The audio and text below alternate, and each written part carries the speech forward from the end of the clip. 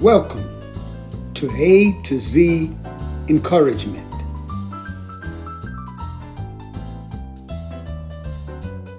I am what I am, and that's all what I am, says Popeye the Sailor Man. As predated as this cartoon is, it is a reminder that we are truly the children of God. For the day, the hour, and even the moment that we have come to this realization is the beginning toward understanding our purpose.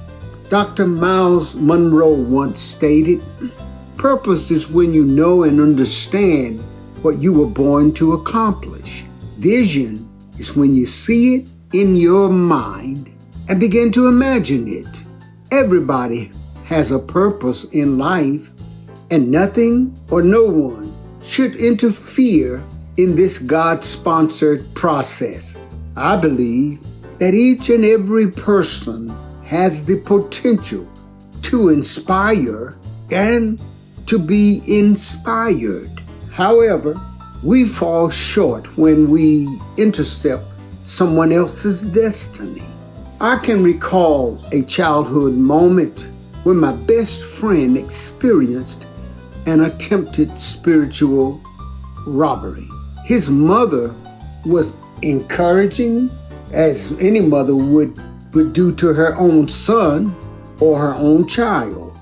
In the presence of some of her relatives, after watching her child interact with some of his peers, she seemingly was marveling, even with their present economic status. Like all good mothers, she excitedly and so prophetically affirmed, "My son is going to be somebody." One of their close relatives said out loud, "That boy ain't going to be nothing." Expletive deleted. Those words tore deeply into his spirit as well as my own. It was like watching a metamorphosis gone rogue as he momentarily shriveled up his shoulders and dejectedly walked away. His countenance went from one of glee to one of gloom. As he walked away, I began to lift my friend's spirit, saying, "That was not nice what he said about you. In essence, we're going to show him," and we vowed from that day onward that we would always hold each other accountable, stay focused, and reverse those negative words. Yes, I personalized it because that was my best friend, and we really cared about each other. Anybody who said or did any degrading thing to either of us, we rebuked them even before we knew what that meant. You see, family, people will take cheap shots at you in the most subtle way and leave you alone to sort through the rubbish. Do you think that's fair? Well, I don't. And I don't believe that you do either. Someone once wrote, "Sticks and stones may break my bones, but words will never hurt me." This coined saying meant well, but I believe that although it meant well, that there was something wrong with that. You see, words can hurt us, and they do hurt us. The coin saying, when it's coming from misguided lips, hurts, and it can even sink a ship. Those of you who have ever experienced this kind of put down will agree that words can wreak havoc on your life. It was once stated that not saying anything is way better than complaining and being negative. The people you surround yourself with will either make you better or make you worse. Negative people get pleasure from things going bad. They love having excuses to whine and complain. From that day on, we never looked back. We pushed each other upward, using our words and, of course, our prayers.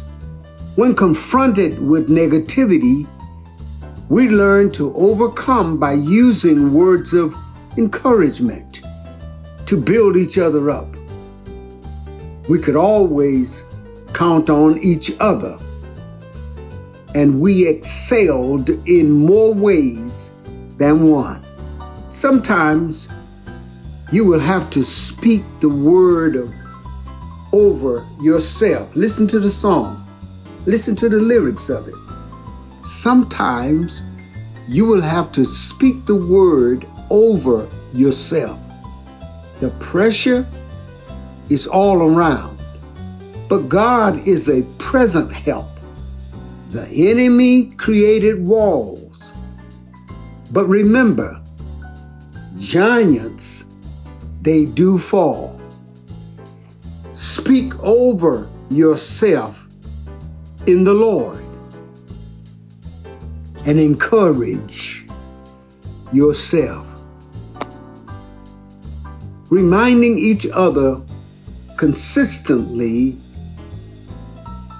that we are better than that, and we will become all that God has purposed for us. There are those who want you to believe that you don't matter, and your life definitely will not make a difference. But I'm here to beg to differ. You matter to me, and you especially matter to God. I'm here to pull you up, not put you down. The young American jazz pianist, Michael Whitaker, although being born blind, he has performed at some of the most prestigious musical venues. Matthew was born 3 months premature and weighed less than 2 pounds at birth. He was given less than 50% chance of survival. Matthew was later diagnosed with retinopathy of prematurity, or ROP, which caused his blindness. He began to play the piano by ear at the age of 3, and by age 5, he was the youngest student taking piano lessons at a prestigious school of the blind, and he's still making history. However, after numerous operations at an early age, without much positive prognosis, his parents halted the doctors. Listen to this. They said, "No more operations." It was from this bold faith that caused his parents to surmise that they would take their chances with God. They didn't have to look too far to see God's hand was already on their child. And I'm convinced that they spoke many reassuring words to dispel all the negativity and further propel their child to his shining destiny. Again, you see, family, words are the most powerful force available to mankind. We can choose to use this force constructively with words of encouragement or destructively using words of despair. It is a proven fact that words have energy and words have power with the ability to help, to heal, to hinder, to hurt, to harm, to humiliate, and to humble. In other words, death and life are in the power of the tongue. So now, let us all become a committee of one and make it a daily quest to push each other up, not put down. Let's make a concerted effort to speak words of empowerment and make the world a better place, starting with our homes, our neighborhoods, our cities, and so on. Always push up, never put down. Thanks for tuning into A to Z Encouragement. Please like and subscribe for more uplifting videos.